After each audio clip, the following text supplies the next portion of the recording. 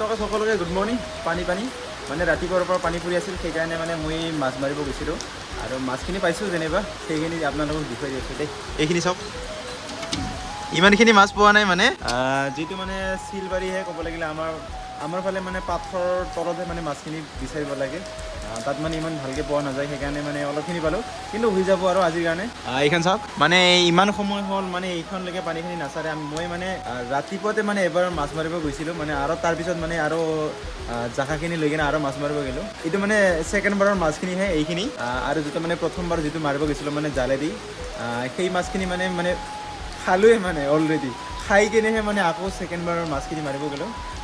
তাৰপিছত এখনলৈকেও পানী নাই চাগে মানে, এখন চাওক। কি ক'ব আৰু গাইছ, আজিৰ দিনটো এনেকৈ হ'ব আৰু অৱশ্যেতো এনেকৈ হ'বই আৰু এতিয়া যিটো এটা বাৰিষা আহিল, বাৰিষা চিজন হ'বই আৰু সেইকাৰণে এনেকুৱা ধৰণৰ হৈছে। বাকী একো নাই, আজি ভিডিঅ'খিনি আপোনালোকক ভালকৈ দেখুৱাবলৈ চেষ্টা কৰিম, কি হয় কেনেকুৱা হয়, বাছ আপোনালোকে চাই থাকক।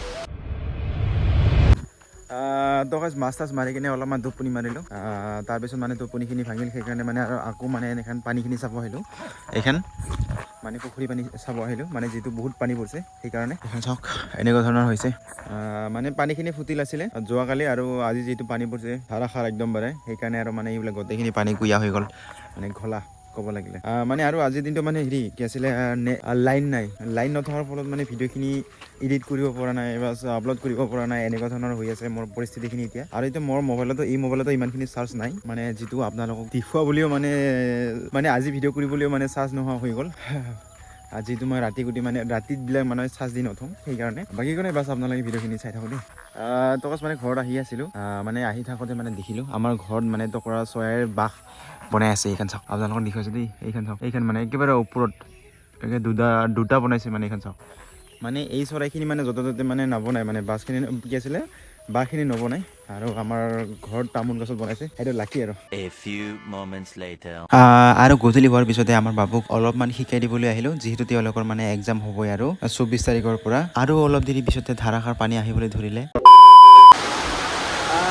আৰু এতিয়া পানী পৰিল, সেইকাৰণে মানে মই ঘৰত আহি গ'লোঁ। কি হ'ব মানে আজিৰ দিনটো এনেকৈ গ'ল আৰু। এখন চাওক, এনেকুৱা পানী আহি আছে না গাইছ, একেবাৰে অৱস্থা বেয়া গাইছ।